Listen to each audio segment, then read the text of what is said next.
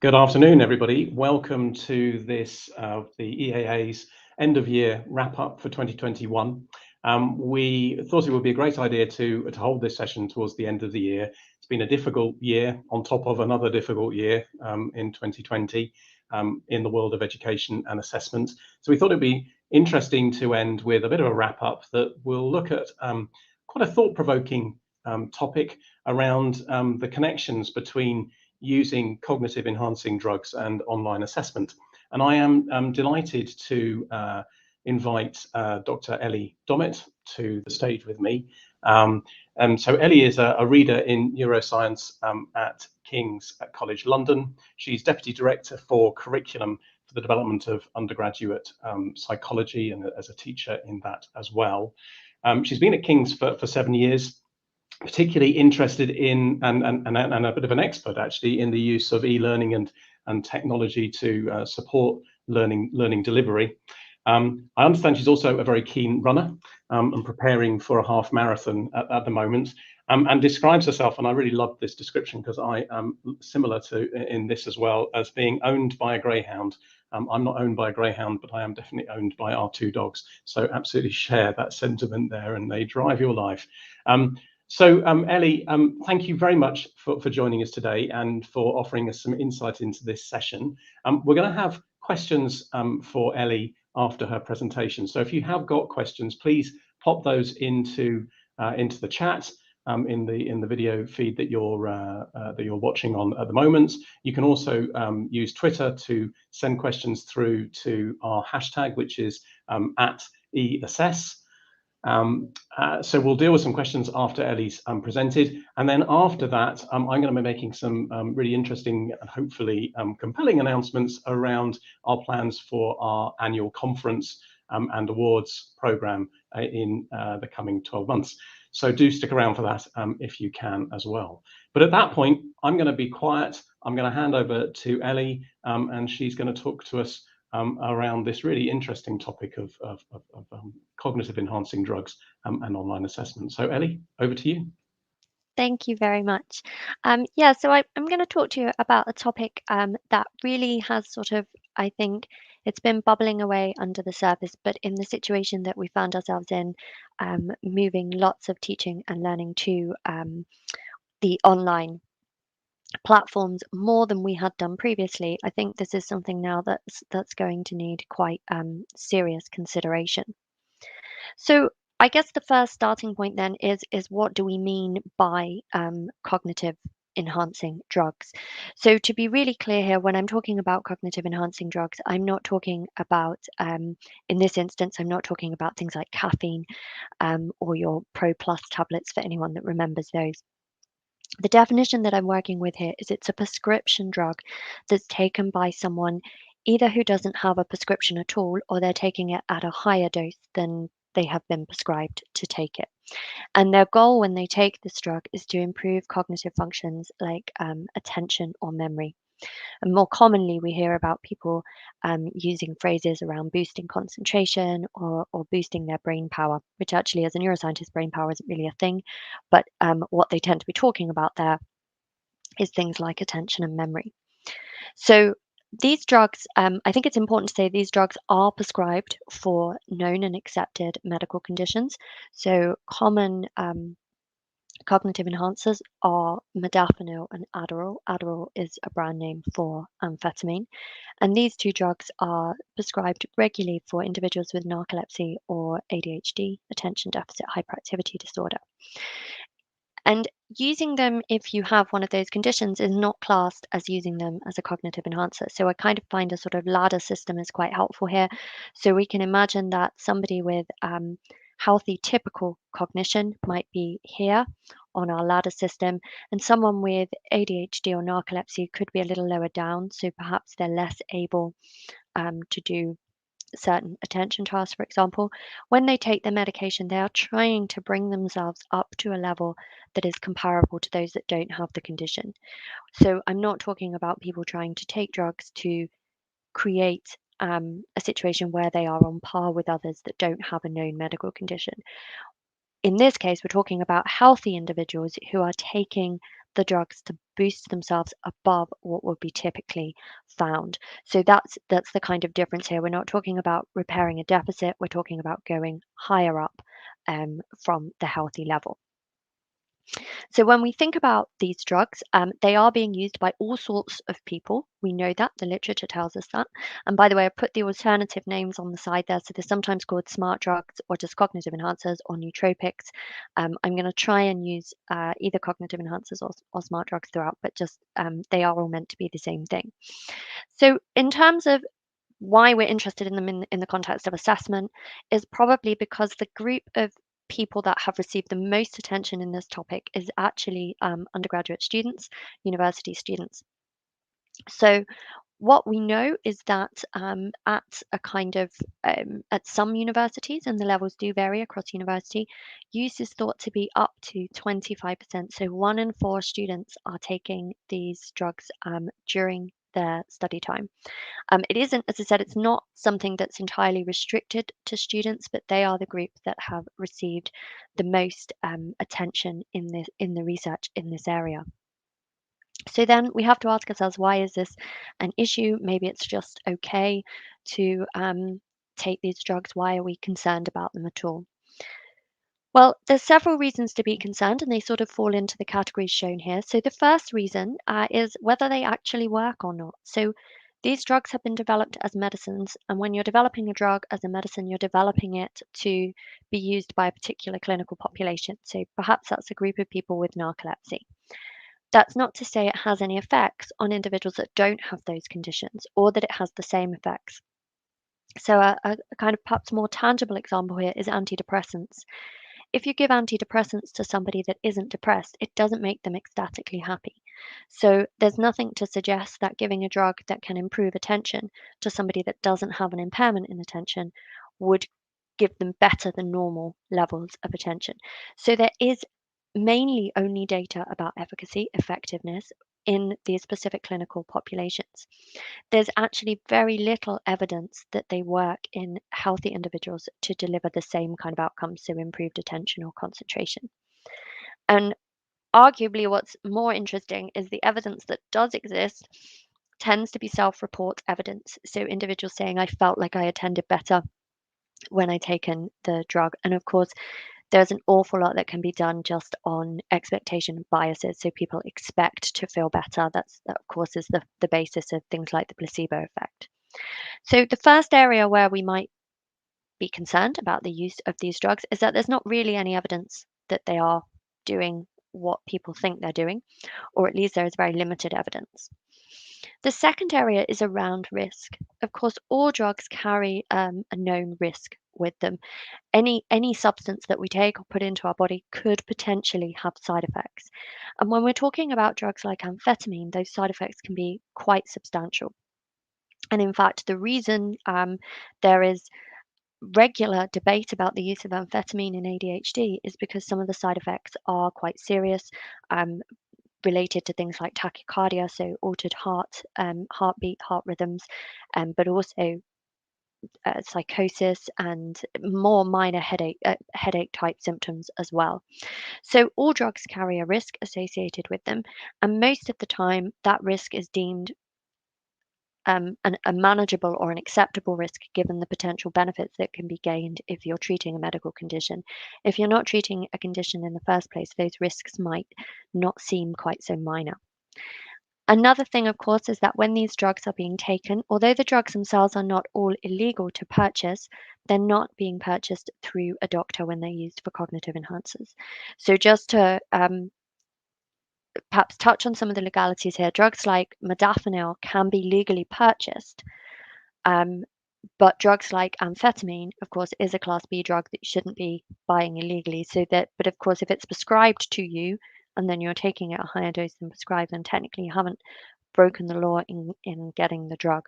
So there are issues around the legality, which add to the risk because people are then buying these drugs online or they're buying them from other individuals who have been prescribed the medication. Around 50% of adults with ADHD, I think it's 50%, report selling on, passing on their medication, for example.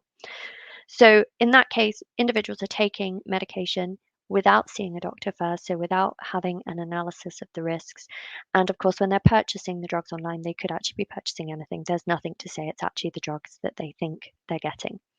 So efficacy and risk are really quite significant issues with these drugs. But the issue that probably ties closest to the academic context or the learning context in general is the issue around ethics. So when you ask students about what they think of these drugs, they sort of come down on into two halves. There are some that believe it's really unfair, and there are others that kind of say, well, it's no different to other inequalities in the education system. And, I guess the obvious one here is financial cost. Nobody is going to give you a drug for free. So you're going to have the money to purchase that drug. And if you have the money to purchase the drug, you probably also have the money perhaps to um, access extra teaching resources, perhaps tutoring when you're at school or your family, but also being able to buy the latest textbooks or things like that. And certainly we know from being a university based in London, which of course is an expensive area, that for some students it is a choice of coming onto campus to attend their lectures or paying their food bill that week. And so they have to stay at home and watch lecture capture. So we know there are inequalities in the education system that exist already around finances, and this could be an extra or an exacerbation of those inequalities.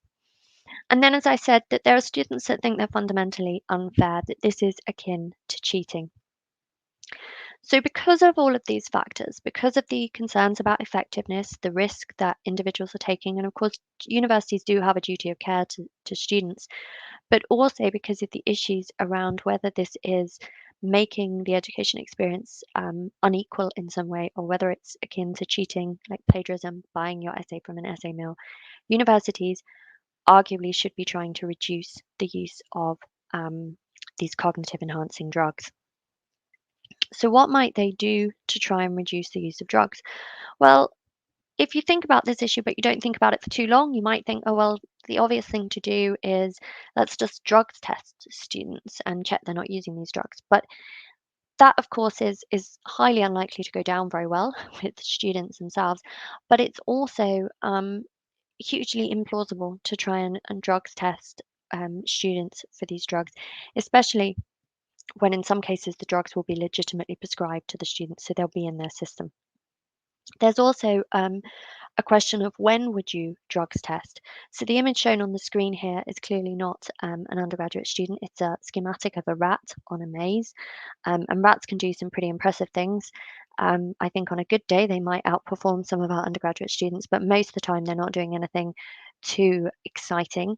In this particular study, what they're asked to do or trained to do is to identify the arms of the maze with a treat in for them, shown as the black blob.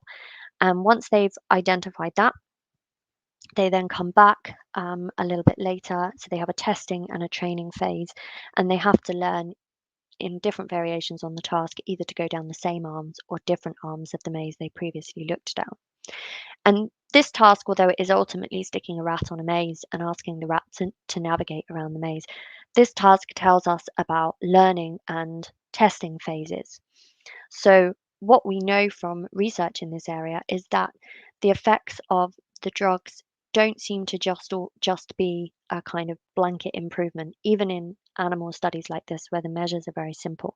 It does seem to be dependent a little bit on whether the individual is exposed to the drug in both phases or neither phase. So it seems if there is um, a mismatch between the drug status in the learning phase and the testing phase, then it may not actually be beneficial. It could even be worse for them in terms of their learning outcomes.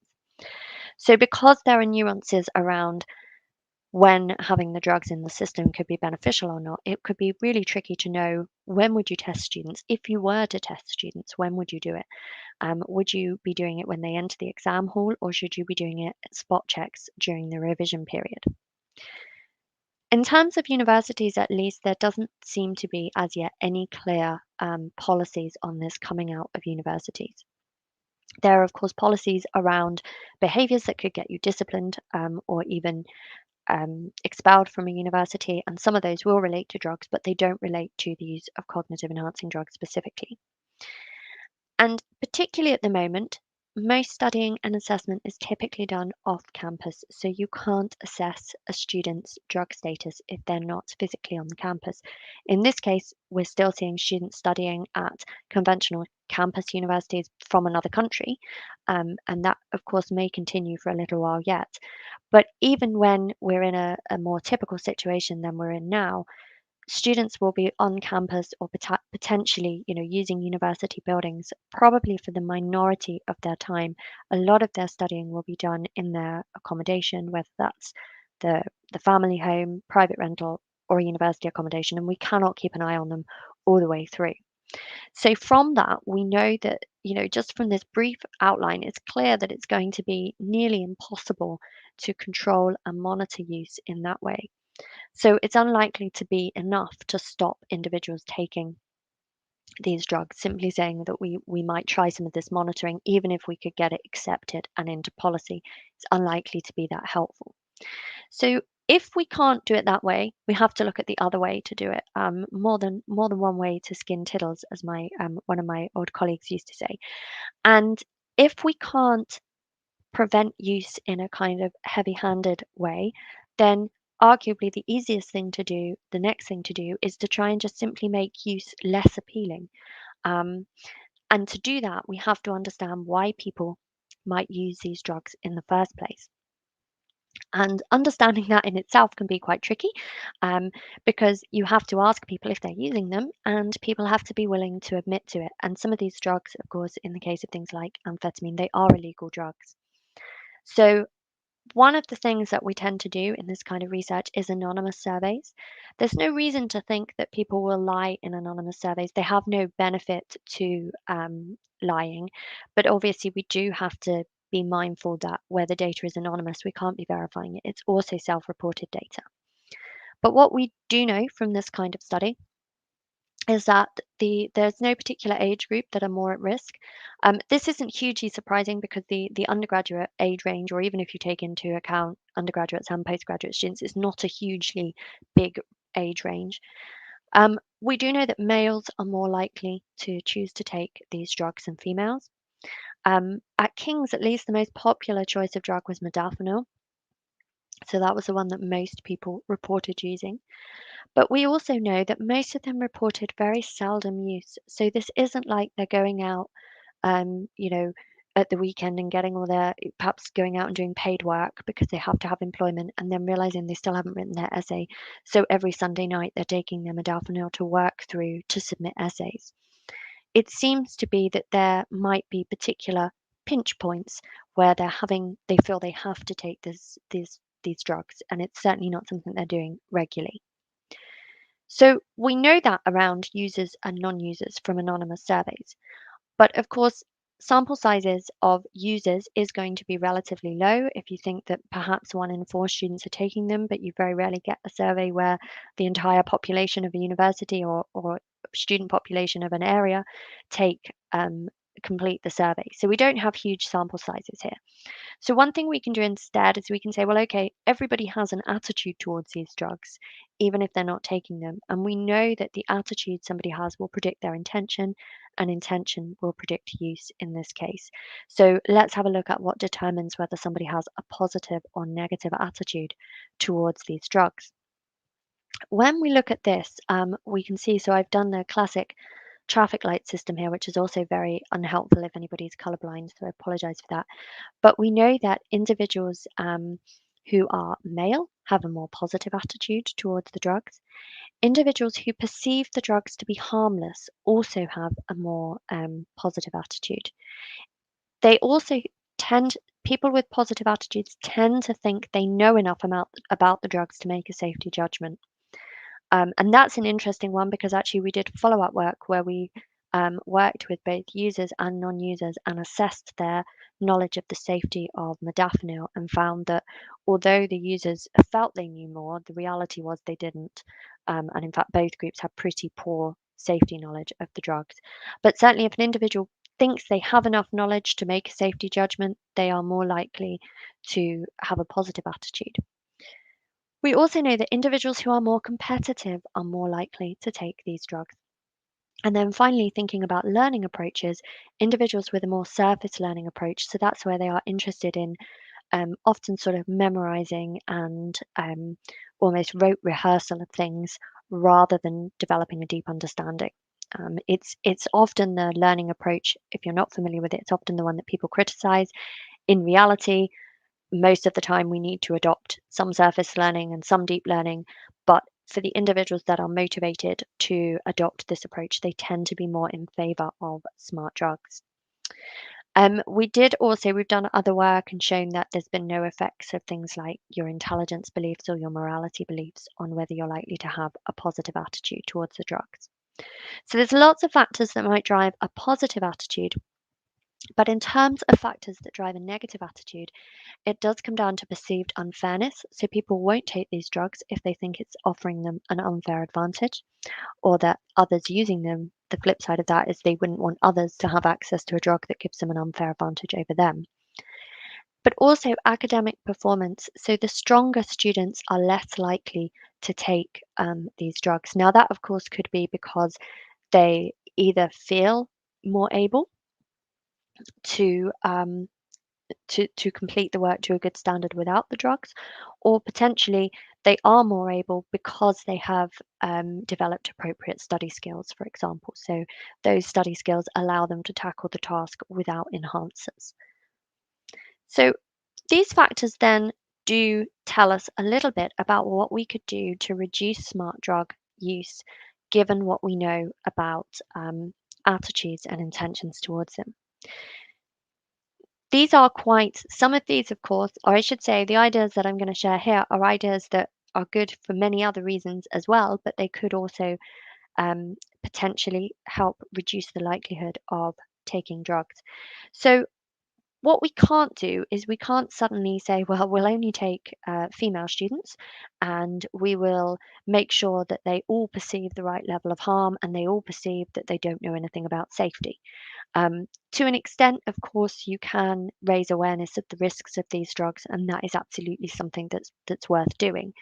But it's better to tap in as a university, recognizing that the only contact points we have with students is their, guaranteed contact points is through their teaching.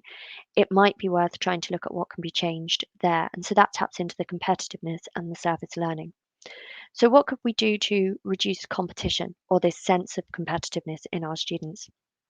I guess one of the most important things that is an area that always comes up regularly, kind of coming around in the debates, is to reduce the reliance on grades. And this is a really tricky thing to do. I think many people working in teaching and learning are like the idea in principle of a reduced reliance on grades. The reality is it can be quite tricky to implement, not least because students expect grades. And by the time they come to a university level of education, they have had this kind of grade approach very much drilled into them. So if we don't give them a grade, they actually get quite annoyed about it.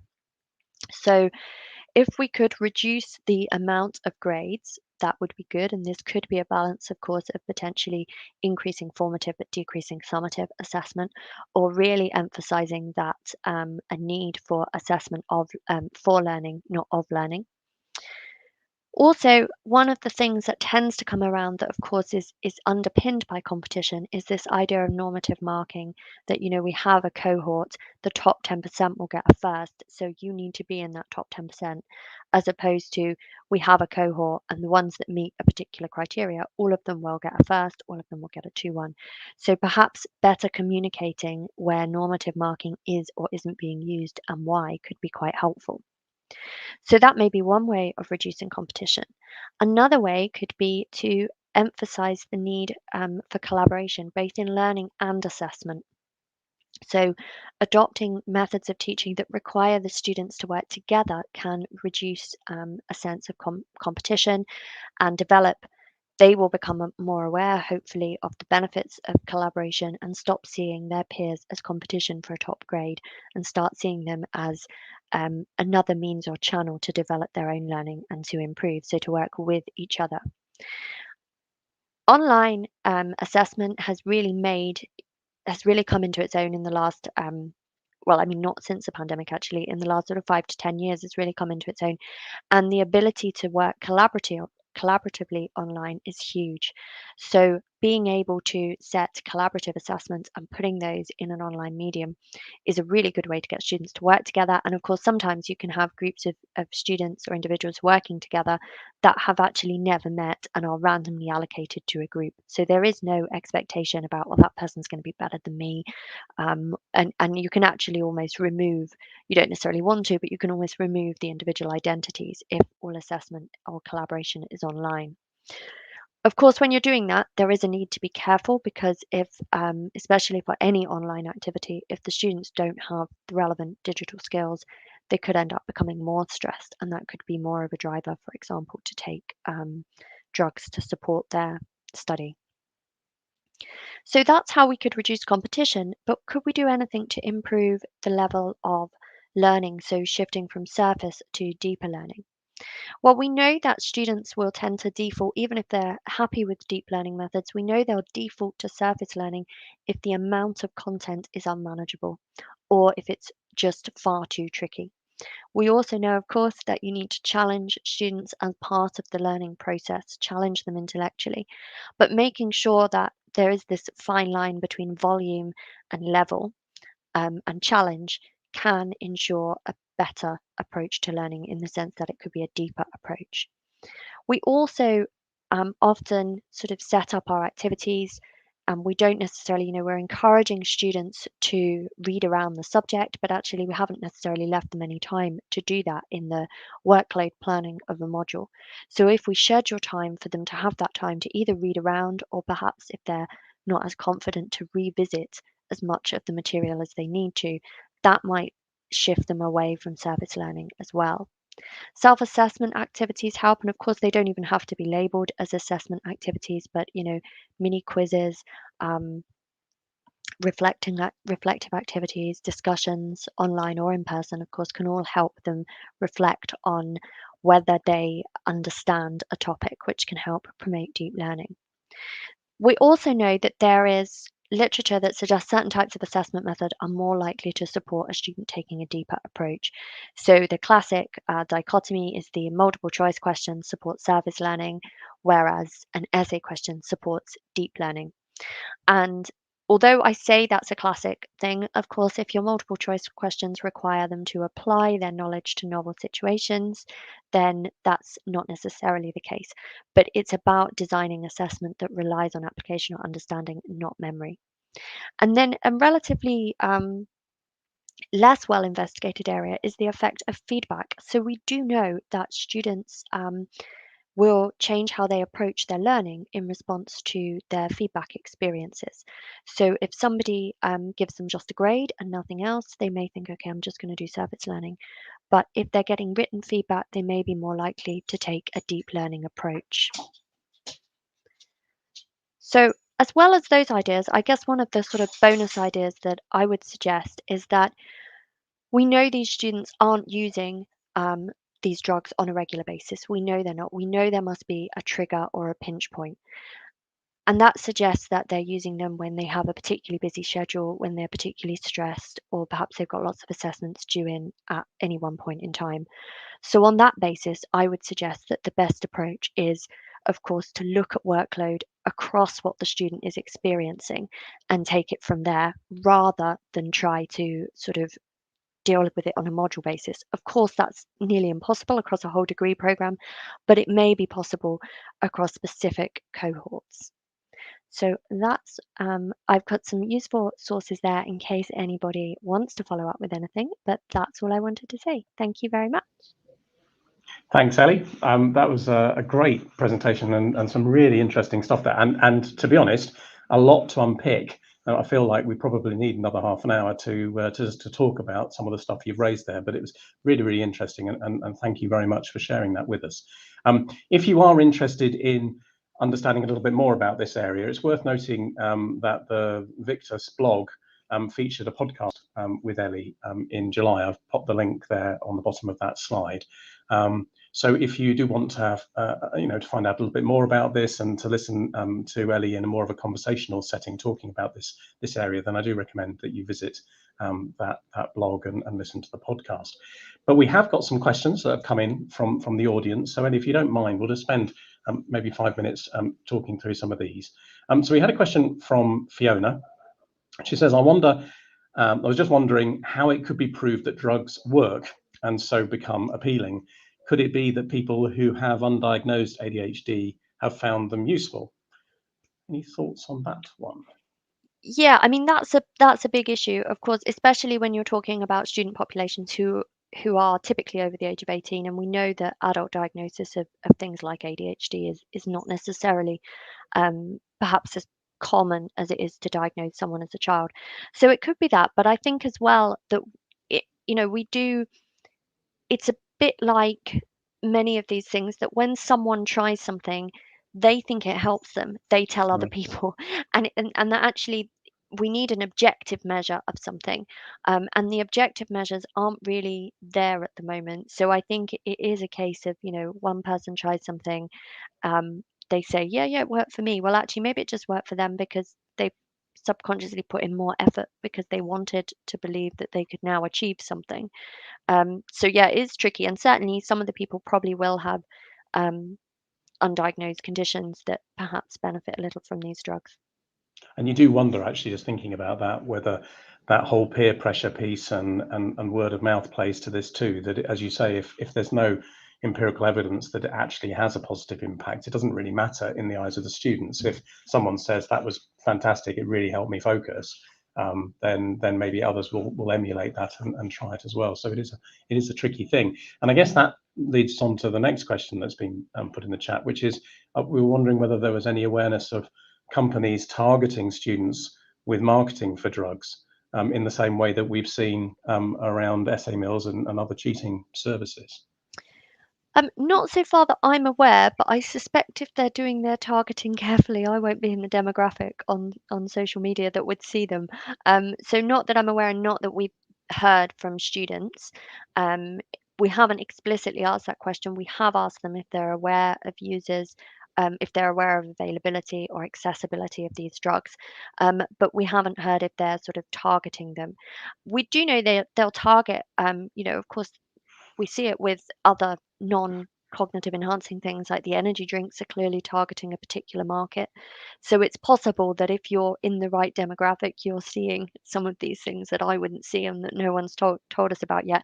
And the problem is, I think it's a bit like the essay meals. No student's going to go to their personal tutor or their lecturer and say, every time I log on to Twitter or every time I'm on Instagram, I'm getting all these promoted ads for Mm.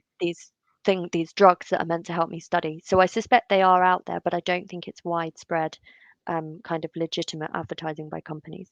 Okay, no, that's great. Thank you. Another question here. What level of awareness about this issue are there within the HE sector, and is there a concern about it? So, are universities broadly aware of this as an issue, and do they care? Maybe that's too hard, but Yeah. is there a worry about it? I mean, yeah, I think they absolutely are aware, and I would say they are concerned about it, and they're concerned from both perspectives. I mean, obviously, if students are taking drugs and there's a risk, they're concerned that if something happens to the student, there is not only potentially loss of life or serious illness to a student, but there's also reputational damage. But I think they are mainly concerned about the idea of academic conduct and cheating. And I think concern was rising pre-pandemic, and then with everything else that's changed, I think it's just kind of fallen off the radar. There is a Mm, lot of concern around student mental health, of course, across the sector, and that tends to focus on. Um, so when they're looking at some of the issues around that, it tends to focus on use of drugs and alcohol to manage or self-medicate. So of course that's a different kind of drug use, although in reality they can be the same drugs but just taken for a different purpose. So I think there is concern. I think there is definitely awareness of it. I don't think it's on the top of the radar at the moment because of the massive issues around student mental health in general, and then of course what's happened in the sector since COVID. Yeah, as you say, juggling an awful lot of priorities right now, so it's understandable. So another interesting question here is about so what would be the lead indicators of a drug that actually did help students achieve better performance in exams? Has any of your research touched on looking at that? So I guess in terms of this is a really tricky one because what exactly they'd be doing in an exam is going to be sort of critical in answering that question. I mean, I suppose what you would expect is that they would be able to learn things more quickly um, in preparation. So often it isn't about what the student does in the exam; it's often about cramming for the exam. So once they're in the exam setting, them, actually sitting in an exam hall or whatever they're doing for their exam, that would almost be the same. It's more about their ability to cram a lot of learning into a small space in time. So if you're looking for a drug that can do that, then you're actually looking for a drug effectively that can reduce the time to learn a particular task. And we do know that things like amphetamine can do that. But what we tend to know, and that most of that research has come from animal studies, and the doses used would be the doses that are associated with um, drug abuse in the sense of addiction, rather than taking it as a smart drug. There's all sorts of issues around this as well. So although that this kind of research is best done in non-human individuals initially, um, your average lab rat won't swallow a pill with its breakfast, so you have to administer the drug normally through an injection, and that changes the pharmacodynamics of it completely to how it would be taken by a person. And that's an added complication that means we haven't really got to grips with this. That and the fact that learning for a person is a far more complex task than it is for an animal. Um, there will be data out there, but it will often be, I suspect, data from control groups in clinical studies. So it's not available in and of itself, but only in comparison to the clinical groups. Wonderful, thank you. And one last question, and I have to ask this one because I was sitting next to someone at a conference a couple of weeks ago talking about this very topic because he had signed up, the person I was sitting next to come along. And he said, well, look, I don't let my children drink Red Bull because I believe that that's not a positive thing for them to do. Do you think, I know you said right at the beginning, this wasn't about Red Bull and caffeine and that kind of thing, but is that the start of a slippery slope potentially that says, well, it's okay for me to drink Red Bull and to take, lots of strong coffee before I sit down and study or have an exam? Is that an excuse that then leads into potentially more serious drug abuse? I mean, the short answer is in terms of research, we don't know. The long answer is I would be quite cautious about that. We talk about the gateway effect. It particularly comes up in the literature around whether cannabis is a gateway drug to harder drugs like heroin, for example. And there's all sorts of ideas and research that could say, okay, well, yes, if you smoke cannabis, you are more likely to take other drugs, but that might just be because you know where to get them, where you didn't Sure. before. But also, there's plenty of evidence that people might smoke cannabis and never go on to take any other drugs. And I think, so I think the idea of something being a gateway is probably quite unlikely. I suspect in this case with cognitive enhancers, I suspect that one thing that probably is more important in the equation is, you know, I for example am an avid Red Bull drinker. I cannot function. My fridge currently has 24 cans of Red Bull in it. Um, I don't smoke. I don't drink coffee or tea. I don't drink alcohol, and I certainly don't take drugs. So I think it's, there will be people that will have certain boundaries, and the legality side of it, I suspect, is a big thing. So where Red Bull and caffeine are legal, some of these drugs aren't. But the other side of it is, are you taking the coffee or having the can of Red Bull, but then studying effectively because you have the study skills? Or are you having to do that because you don't have the study skills? And it's the Yes. only way you can sit for long enough. And if it's the latter, I'd be worried. If it's the former, I wouldn't think it's a route um, into using cognitive enhancers. Okay, great.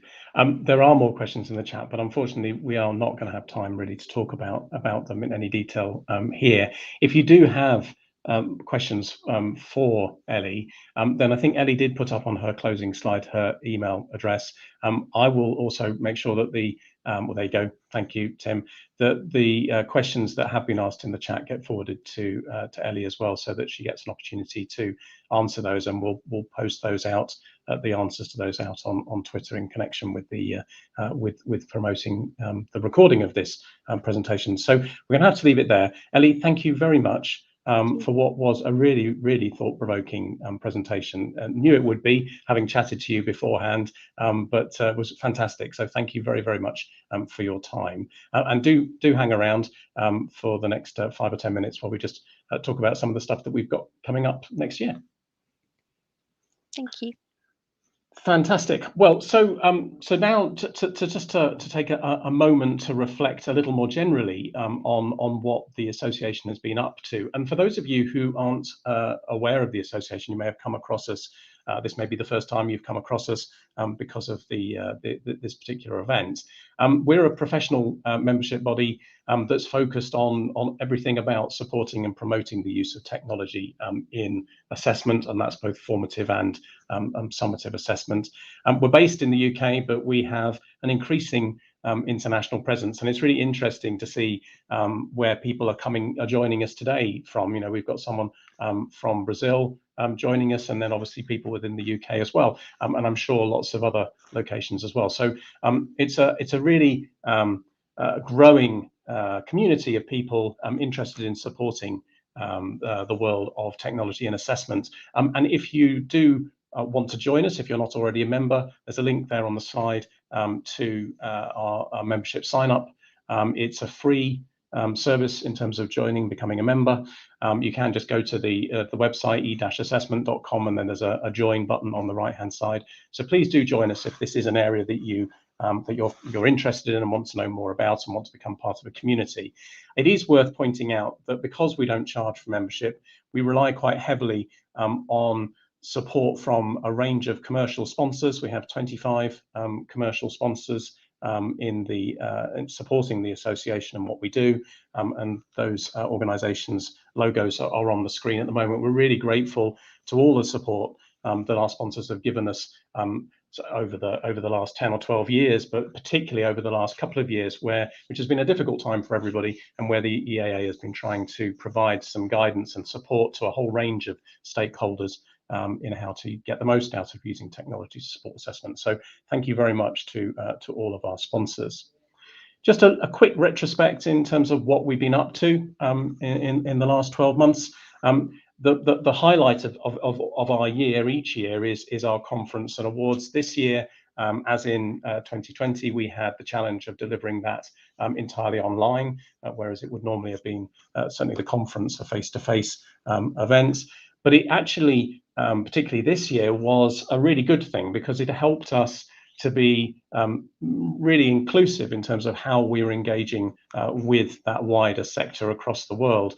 And it's interesting, if you look at the awards, you know, we had entries from 16 different countries around the world, and we ended up with 21 finalists, and they came from 9 different countries. We had finalists in India, in Australia. We had 2 in Australia, in the UK, obviously, and in Ireland. So a really international flavour, which is one of the benefits of this virtual format. There are downsides around not being able to network so easily, but there's definitely a benefit around inclusion and wider reach. And that was true with our conference as well this year. So this year we ran the conference as a series of 4 virtual events that were built around 4 themes that you can see on the screen there. And we had delegates joining from 53 different countries, representing nearly 250 individual organizations, which is a fantastic achievement. And I do want to say a big thank you at this point to all the people behind the scenes who worked tirelessly to organize the conference, particularly Karen Pernice, who many of you will know is the EAA's marketing and events manager, but also to Tim Burnett, to Gareth Hopkins, and to others within the EAA board who have given their time to support the conference and the awards program, and also to all of our judges. So we have 28 judges who work in small teams of usually 3 or 4 to judge each of the different categories of the awards, and they give their time completely voluntarily. And having been involved in one of those judging teams this year for the first time, I really got a sense of how much time and effort they need to put in. So thank you once again to our judges. So that was last year. What about the year coming up? So we're going to be doing our conference again, obviously. This year, fingers crossed, and hopefully, we will be back to offering a face-to-face main focus for our conference. But we're very clear that we want to keep a hybrid element to the conference for all the reasons I was talking about a minute ago, so that we can get that wider engagement. So we're going to try to build a hybrid event through the conference. The main annual conference, the e-assessment conference, will take place in London as a face-to-face event on the 21st and 22nd of June, and there'll be a gala dinner on the middle evening. But we're also going to look at ways of bringing delegates in virtually to that conference. The awards program has always been traditionally delivered as a virtual event, and that will continue. And we have a series of 3 events planned, virtual events planned in May around the different themes of the conference categories. So on the 10th, the 17th, and the 14th of May, culminating in that gala awards dinner, which will take place at the conference venue in London. We're also doing a range of other bits of activity through the year, and I've picked out just a few to highlight. We're heavily involved in the BET show. So for those of you who aren't aware, the BET show takes place in London in January. Didn't take place this year because of the pandemic, but they're hoping that it will take place face-to-face in January this coming year. We've been invited to deliver 4 sessions that are focused around e-assessment. I won't read them out there. They're on the screen for you to see. If any of you are going along to BET, then please do come and join us for those sessions, because I think there's a great opportunity there to engage with a wider range of stakeholders within the broader market. BET is now the largest educational technology show in the world, attracts 40,000+ visitors over the 3 days, from right across the sector, schools to universities and to work-based learning. So really fantastic opportunity for us to take that e-assessment agenda to a wider audience. And then we'll be complementing that activity and the conference and the awards programs with a range of webinars and podcasts, and hopefully some face-to-face regional events as well through the year. We often co-host webinars and podcasts with some of our sponsors. We've got one of those coming up with Talview, one of our gold sponsors around remote proctoring this week on Friday. So a range of those kind of activities will happen through the year as well. So really, hopefully, exciting year coming up of some face-to-face interaction, but complemented by that virtual interaction with the wider range of stakeholders through the year. So really do encourage you to get involved in that. There'll be more details going out through social media and stuff around the conference, but the conference site is up and running. You can go to the main EAA website, so e-assessment.com/conference to find out more. There's the link on the screen. So do find out more about that and do come along and get involved in the conference if you can. The awards, if you're involved in a project where people are using technology in assessment, then do consider submitting an entry to the awards. It's a great way of sharing best practice and exemplifying really good examples and lessons learned through the use of technology in assessment. So there you go. That's a quick run through of what we've been up to and what we've got planned. Really, I want to end this by wishing everybody seasonal wishes for the time of year. So, Merry Christmas, Happy Holidays, and a very Happy New Year from us all at the EAA. Thank you very much for joining us today, and I hope you found the presentation from Ellie as interesting and thought-provoking as I did.